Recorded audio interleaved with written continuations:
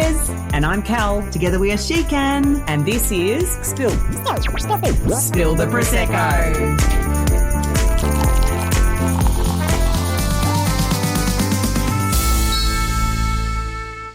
Welcome to episode 6 of Spill the Prosecco, brought to you by the clean singing of King Valley Prosecco. $9 at your local Dan Murphy's. Whoever makes it, I can't even read. Looking for a season sponsor, reach out. But Cal also did just drop Dan Murphy's, so I'm open to that as well. Let's just take the whole shop. Set your sights high. That's what you need. Cute top. Prosecco, please. Prosecco, please. Is that like pale blue or white, or is my eyes? Anyway, it doesn't matter. I don't know. I love that pink. I do too, and it's Prosecco mood. But yeah, I feel like so if you're listening and not watching, you're like, what the fuck are they on about? Yeah. We're just wearing every different Prosecco shirt we could find. which we really love. And on Temu or Shein. It wasn't wasted because we'll wear them all the time now. So absolutely. I love it. I love it. Okay, let's get into it. Let's pop the bottle. Okay, we're pop the bottle. How are you feeling? I'm good. This is so much fun. I know I keep saying that, but God, I just hope it's landing. But so I do this. I say it's so much fun, and then I go out to get changed. And I'm like, oh, is this boring as batshit? I'm so glad you went there. I was like, I know she's going to bring it up. I'm like, fuck. After all these years, self-doubt can still creep in. I mean, we love. My favourite thing to talk about is fuck. The reason that 2.0 started is because our favourite subject is SheKan. You know, after which we'll talk about when we decided that we're going to stop. We brought it back because we love the stories, but God, I just please let us know if it's landing or not. Well, and the other thing that the listener don't probably get to see is that we're sitting here for 4 hours back to back, whipping out quickly to change our outfits or our shirts. And we're constantly just talking for that amount of time. You've got a week in between, but still you are like, is this valuable? Like, is this interesting? And that's like, because everything we've ever done has always been for our clients and our community. Of course. And so we don't want to do a bore the shit out of you podcast. So I guess, the main thing is that there's always learning. You get to see a little bit of an insight to us, and we get to story share, which is our most fun too. But I mean, I don't know if there's any other way we would do a podcast. So my God, babe, if it doesn't land, we're shit. Yeah. But I guess if it's a fizz up, there won't be a season 2, I guess. But I do think, we know we'll get juicier as we grow, but we want to start everybody slowly. So yeah, and this was a safe place to start. We were like, should we change it up? And we're like, no, we always said season 1 was going to be the SheKan story. Of course. And so get to know us.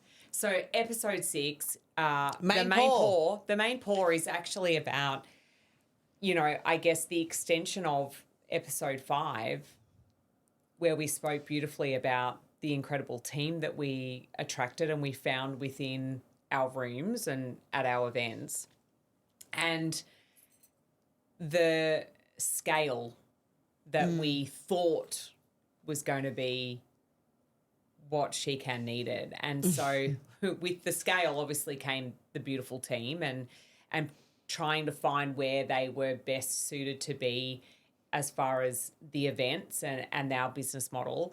And then all these other satellites that we thought we would bring to life pretty much all at once. Here's what happens when you are in a business of service. So you become addicted to service. And so when people say, oh, my God, you should do this, we're like, oh, my God, we should. And in the way our minds work, we were like, let's create, let's make it happen, let's do it, let's get it done. And before we've even had time to process, will this work or do we follow the same model we've followed always? Next minute we have a logo, we have a trademark, we have a Facebook page, we have a presenter, and we're writing content. What the actual fuck are we doing? And you'd think we'd learn that when we did it once. How many times did we do it? So let's just drop the satellite names and we can just reverse engineer from that. Okay, so we obviously... Oh, God, you just moved your microphone closer. So we obviously had SheKan. And then we had SheKan Transform, which was our health and wellbeing satellite. We had NextGen, which was our young generation satellite of essentially SheKan. We had the Next Level Entrepreneur. So Next Level Entrepreneur, we'll come back to that. Then we had HeKan, because we had all of these incredibly beautiful women coming into our event saying, you should do this for men. I wish my husband could see what you're doing. Okay, How did your husbands get involved? Anyway, HeKan was the one that actually never launched Yeah. purely based on timing and when the world went fucking batshit crazy and we got the interruption of life. But we did have an incredible human that was going to roll that out. But if we backtrack, we had, that one of those beautiful friends that was at that very first 2-day event. She became part of the team and then became a business partner of ours, and she was at the forefront of launching SheKan Transform, which was, the health and wellbeing component of SheKan. It was a completely different satellite, and it came from people probably seeing an element in themselves that was a gap that we weren't delivering, but we absolutely had someone in our network that could deliver it, and that was basically where that came from. Exactly. We had NextGen, which was, another beautiful woman on our team that had the skill set of working with children. Perfect fit. Really keen to bring that to life. And so, that was that. And, the big one I think for us was Next Level Entrepreneur. Yeah. And it really came from... So no, Adelaide was not ready for us. we weren't ready for Adelaide. What happened there? That's a whole other podcast. We'll talk about that in Behind the Glass a little bit, yeah. But Next Level Entrepreneur came from all those moments where someone said, can we pick your brain? Or the questions that would come on a panel or in an open discussion where they'd be like, how did you get started? Or all of those elements of like what we had learned through our journey of SheKan and running essentially an events in-person business, but running it through an online space, kind of. Mm-hmm. And having so much knowledge and experience and making so many mistakes that we were like, we can share this with people that would be valuable to get them started in their own journey. And so Next Level Entrepreneur began. Really, that's where it came from. I loved that event. Like, I actually loved it. I loved the whole... we only ever did it the once. Yeah, we did. And I think there's a, like as we entered episode 7 and 8, where everything's building to a point in time where, I guess Shez and I would say was our great awakening. And it was the moment where the world changed. Probably, well, I'm hoping forever. We've learnt a lot from that time. But there was so much momentum that we had created that was just like a fucking handbrake, and it was like, everything. Yeah. And everything happens in the perfect timing for the perfect reason. But, you said, we only ever did it once. It was purely because of timing, I would imagine. Yeah, but I guess I'm just going to, what we've learned, so that is a bit of our spilled everywhere. You can jump into things because you think you should versus leaning into what you do best. And I see so many organizations, like businesses, do this and shouldn't. And I see it happen all the time. Businesses 100%. are like, oh, the client said this, or they want to go this way, so let's do this, so let's go there, or let's add this into our business and let's bring this in. And instead of just doing what you do best, and like, you know, at the time it was amazing and we loved it, but it was a mistake. Oh, it was, Yeah. we scaled and got too big too quickly, and We just didn't have the foundation. well, we did, and also we lost sight of why we got started. Yeah. And I think that's a big challenge for people in business, and I would say specifically women in business, right, is that you have a passion, you have a skill set, Yeah. and you create an opportunity where you can generate an income from that fucking perfect, like, you know, situation. But the lesson that we have now is that we didn't want to be managing all of the different satellites. Yeah, it fucking looked great on paper. It looked great on it looked beautiful. Looked beautiful on a bloody slide deck. But the reality is that it took us away from what we were passionate We're about. only 60% in every camp, not 100% in the main camp. Wow, yeah, and I mean, like, and we sometimes we're lucky to be 20%, right? And what we quickly realised from that was we'd lost sight of what was giving us joy. Yep. And, you know, like, fast forward now 10 years and we know about human design, and that's what we're designed here to do, is just to be led by joy and satisfaction. But that, you know, so you've still got to say that it all happened perfectly, because it wouldn't have happened the way that it happened. Yeah. But stop trying to be everything for everyone. Correct. And stop, if someone says, oh, you should do this, and then us going back to the room going, oh my God, let's do it. No. Yeah.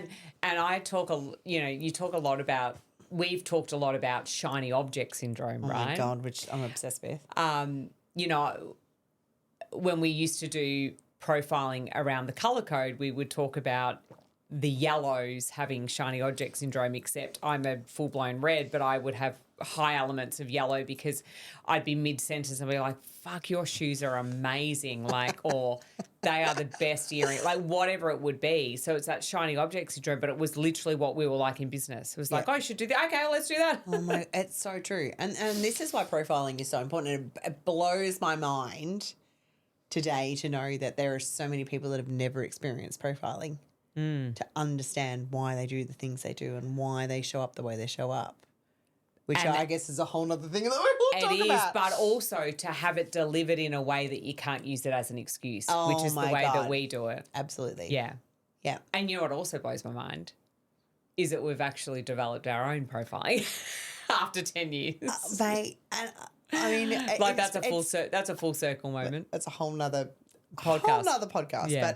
But it's probably one of my proudest moments that we grabbed all of the things that we love about profiling and awareness and created our own version to deliver it and teach people in a way that you'll use it for knowledge but not power. Yes. And that's a game changer. Yeah. Yeah. Yeah. So, yes, we did all of the satellites, and, you know, I think there's learnings in all of them, and there's probably elements where I know, you know, I look at NextGen and I just think that is still such a needed space to be tapped into. Not our space, not what we want to do. But I'm like, if the right people in the right people, yeah, I'm like, I'll work with them to help them make it amazing. Like, let's do that. But absolutely, it's not going to be me. No, and I think that's where we've become very comfortable in saying we know our lane. Yeah. Now, particularly after 2.0, we know what we're good at. Yeah. And but we probably had to navigate all of that, saying yes. Yeah. And figuring it out. Yeah. To know that it's probably a no. Just saying that, the one question we've been asked, and probably more times than can I pick your brain, how did you get my husband on board? How do I get my partner on board? How would we answer that today? It's a really interesting question because I think my answer has always been, I think for me personally, Squidgy was always more interested in this, The growth the world. growth world, Yeah.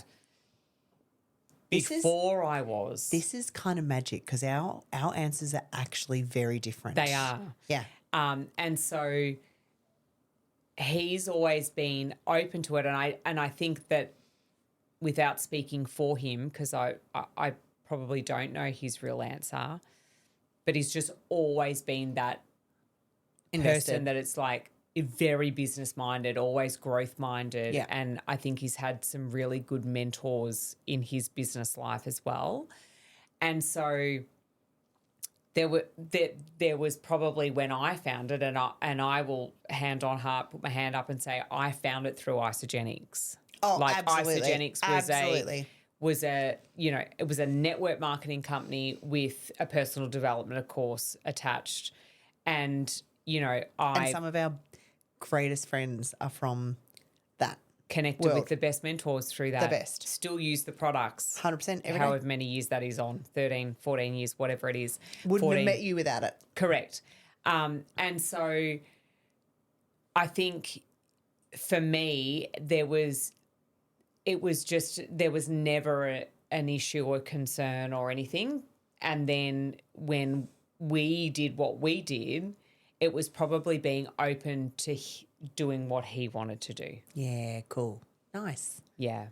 But it was very different for you. So for me, it was, we felt so pulled to this and just fell in love with the journey and the process. And then I watched myself completely change and grow into my next version of myself, my evolved version of myself, and had a sit down with Joey where Joey's just said, I don't want to get left behind. I can see what you're doing. I can see where you're going, and I can see if I don't jump on board right now, I'm going to get left behind, and I don't want that for us. So that decision from Joey is pivotal in, I guess, the boys coming along the journey, because can you imagine if it was just you and Squidgy pulling along with me and then I had someone that was happy to just stay stuck? No, and I'm just so proud of his awareness in that moment, and then to decide that, fuck, pull me along, like let's put me in it, put me in, coach. And like, I think it always amazing. comes back to what we've always said is that it's got to be equal energy exchange, and so you can't. We have no. I could never have said you have to do this. No, and so the challenge is that when women would ask us that question, it's like it's their openness and their willingness. You can't drag people along. You have no control over how anyone else reacts, behaves, chooses. Like it's their own journey. And you just get to a point where you can lead and you can, show through your actions and your behaviors and all of the things. But ultimately, you can't make them. No. And if you're making them, it's never going to work anyway. And so it was challenging for a lot of women, I'm sure, because they just recognised in that moment that he's not there. And he may never be there, and then I need to make the really tough decisions from that. But we were also never the event, ever. We have never been, never will be man haters, go home and divorce your husband. We were never go and leave your job. It was always presenting them with maybe some new awareness, and then they need to go away and think about what's the decisions that need to be made from that. Yeah, it's so true. That was a really difficult conversation often, and we were also very aware when it was really different. It was a tricky question to answer because absolutely, ours fell in because of there was something there within them. Yeah, my experience was watch the work, did the work. He was like, I want to be a part of the work. Yours was kind of a leader. Now you get to come on board. So for the women in our room, this is brand new for them.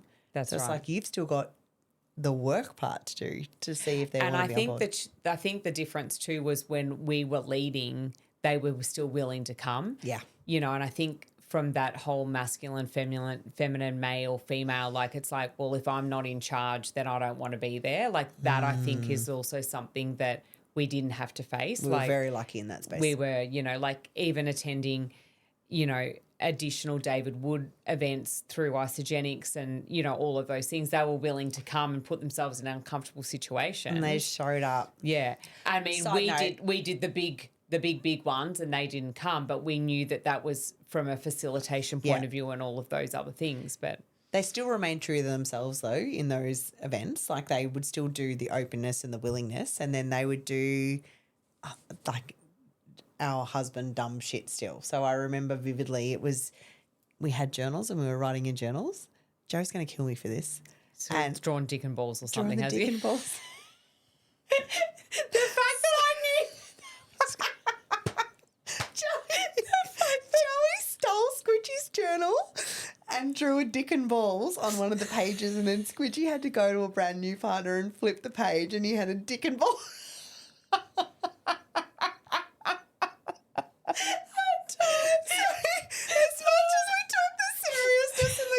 Those fuckers kept us humble. I'm like, we're showing up like absolute, like play at 100%, and my husband's doing dick and balls to your husband when he's about to do an authentic partner I reckon share. that's probably got behind the glass sorted, because done. I think that's probably sorted that out. There's only one more behind the glass that I think I recall a story about commitment to our eating plan in a nightclub, and I know I knew you were going to bring that up.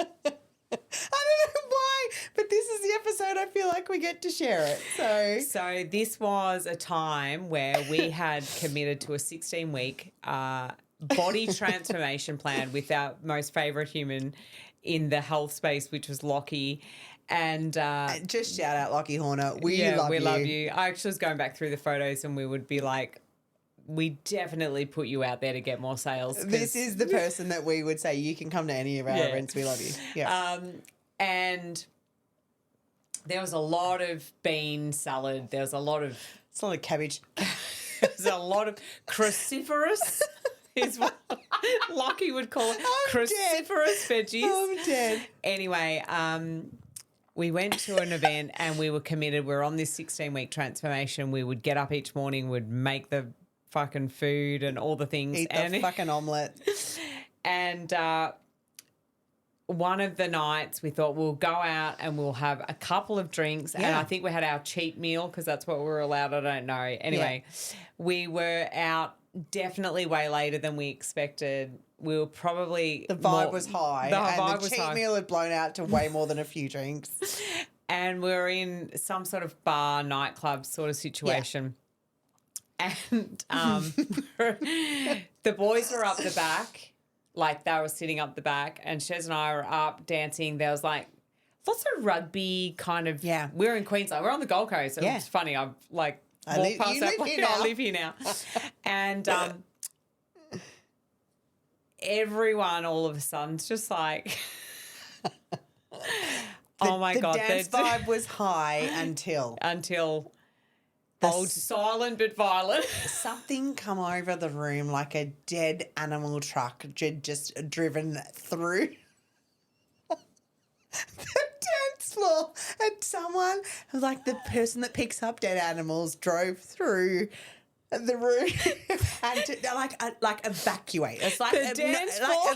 like abort. Like, I've never seen people move. It's like parting of the Red Sea.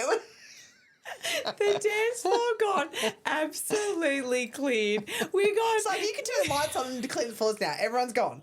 Like, it was fucked. 6'5", big burly rugby guys. It wasn't just the patrons of the nightclub that left. It was like the strongest big burly security men were like, can't stay here. I don't know what that smells about. I'm fucking out. What happened there? What is that smell?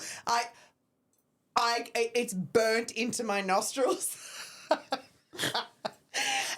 So we were like, someone dropped their guts. And Kel and I ran back to the boys with their beer, and we're like, fuck, do I know what just happened?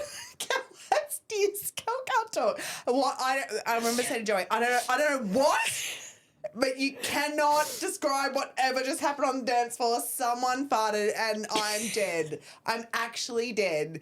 And we laughed and giggled and like even the bouncers were like, you know, they were doing the faces like, well, fucking what happened there? And cleared the room. We go home, end of the night. Time to go home now. I don't have any hair on my nostrils anymore, so let's go home. And we went to sleep. Great. Woke up the next morning, and you know we're fully committed to this meal prep, and we're up there and we're all making breakfast and we're sitting around chatting and laughing. You were cutting carrots. I was mixing eggs, and I just spun around and said, "The fuck was that smell last night?" I feel like I can taste it still. I'm snorting, sorry. And little mate, mid carrot cutting, just decides to announce to the room, "It was me." It was fucking Kelly. She had, Golden Globe performance that it wasn't her in the nightclub. Oh my you God. You committed to it, wasn't you? Hell, that smell.